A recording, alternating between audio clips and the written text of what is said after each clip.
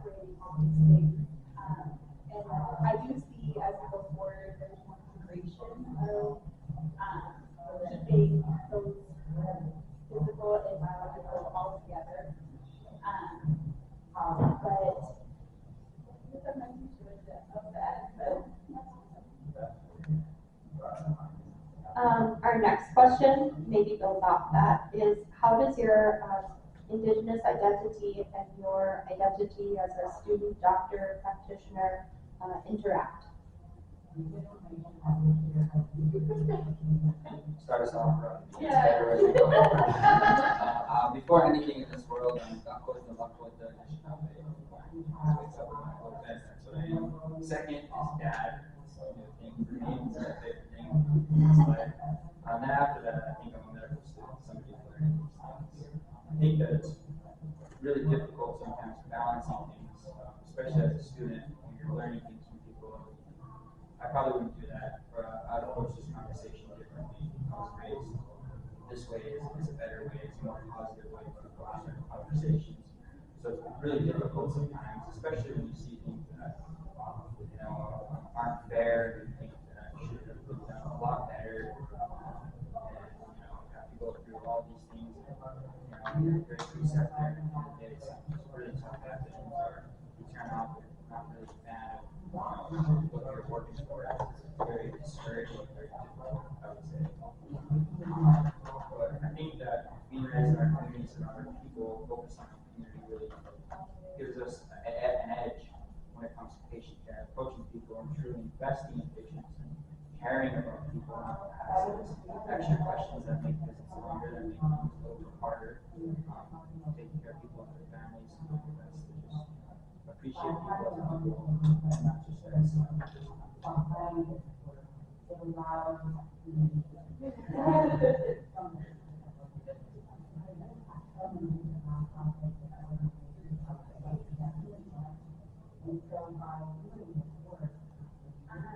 I grew up kind of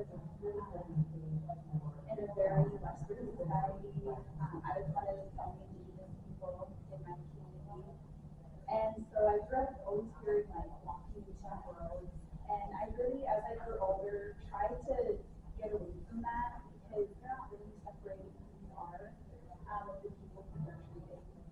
And so as I went to college and I became medical school, I really kind of understand other people, where they come from, and just learning from them because everyone can teach you something. And so it's interesting working in MINAP. We do get quite a few American or Australian people come to the clinic. So it's always nice to have that connection and be able to interact with them in a way that you might not get with other people. And so I don't really like to think of them as two separate things, just how we had said, we come from our communities and we carry that knowledge with us and those experiences. And so I really try to make sure that patients feel heard or know this is a safe space, and try to really encourage the sharing of knowledge, but really not trying to separate the two. Biological assisted medicine and food distribution, that's to me not how I like to practice in the future. So yeah, I guess that's kind of not really separating the two. I think, yeah, that's a very good point that you brought up. So I too was raised very Western and called urban Indians and moved to the city off the reservation. So I think that was a different part of moving to North Dakota. So I was born in Oklahoma and everyone there is native, and there's just, it's all more prevalent there. And then I moved around Washington and California, it's not the same. And then so moving to North Dakota, and my first rotation was rural family medicine in Devil's Lake, where the Spirit Lake Drive is right there. And so that was my first experience taking care of patients, and I think that was really special that I could walk into a room and they automatically accepted me as, I wasn't their doctor yet, but as someone who they would listen to and had some insight to things, and it was just very different from other patient interactions that I've had back in Grand Forks. And so I think just having that common ground of culture is kind of fun. And I always have my turquoise on, and it's just kind of, I don't know, it's been a very unique experience. And learning how to navigate this has also been difficult, coming from a very westernized upbringing, and so it was been fun.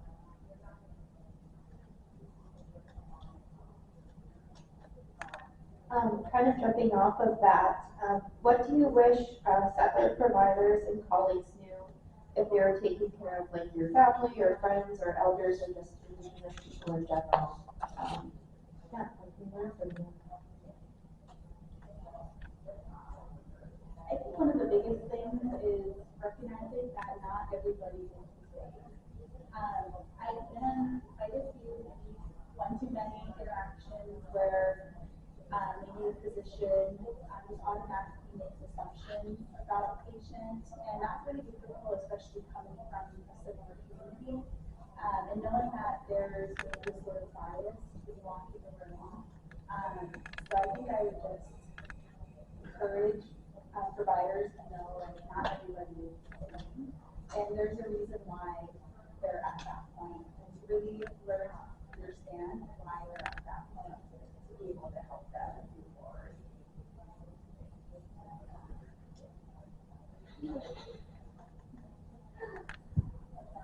So kind of what I spoke to earlier is just maybe educating yourself a little bit, and also relying on colleagues if you have them on our American Indian Alaska Native for education, but also putting in some groundwork for yourself and looking into the different, I don't know, different tribes or different people that you are supporting or providing for and what their traditions are. And I know Dr. Warren always tells us the story that there was an interaction between a white physician and a Native patient, and the doctor left the room and was like, that patient was so rude, he never looked at me the whole time, that was so disrespectful. And the Native patient went home and said, this doctor was so rude, he looked at me, he stared into my eyes. And so just knowing where you're coming from as a white physician or whatever race physician and who your patient population is, I think it's very important to just have that base foundation of trust as a patient-physician relationship. Yeah, I agree that that's really important too. There's differences in people and social norms and everything. I just finished up, I was up at IHS in Belfort for a month, and it was pretty cool. Part of their IHS training was like this whole, however many, 2 different sections on getting trained to see what the community is kind of like. And it was pretty good, not the best, but it was just kind of like talking about some of the social norms, how things are different here and what to expect. And I think that those things, if you're in a place like Bismarck where you have people coming up from Standing Rock or people passing through, I think that those things are very important. But when it comes to my family specifically, thinking about some of the older people in our community, our people have this thing, this blood memory thing that we firmly believe in. That we experience the things that our people experience, that we think in our language, we think differently. Sometimes there's a lot of communication barriers. I found that for sure speaking to some of my preceptors. Sometimes I don't speak so well, and I mix up my words, and things are backwards, things aren't so great. They'll get on me about it a little bit. But it's just, our thought process is very different, I would say, for sure. So taking your time and really trying to understand what people are saying, and then acknowledging what Tom said about not making assumptions. Knowing some people in our community do this a little bit, not assuming that they do that. Taking your time to question it and say, maybe is this true for you? It's true for others, and just checking kind of things for a lot of those different things.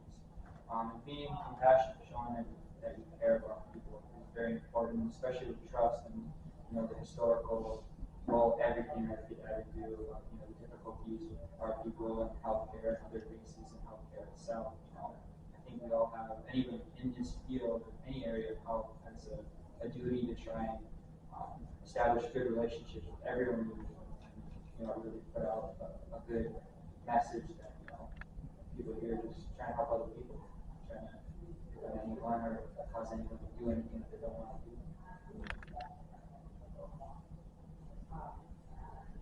And along those lines again,